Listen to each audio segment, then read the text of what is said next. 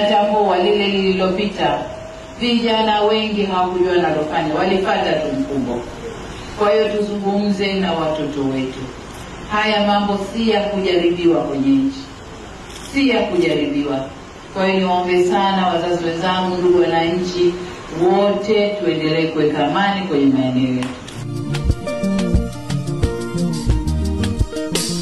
Kwa maendeleo ya sekta ya utalii na huduma za hoteli nchini, Parrot Hotel iliyopo Kaloleni katikati ya jiji la Arusha ni fahari ya Tanzania. Ina bwawa la kisasa la kuogelea na kupumzika kwa watu wa rika zote, mapokezi yenye ubora.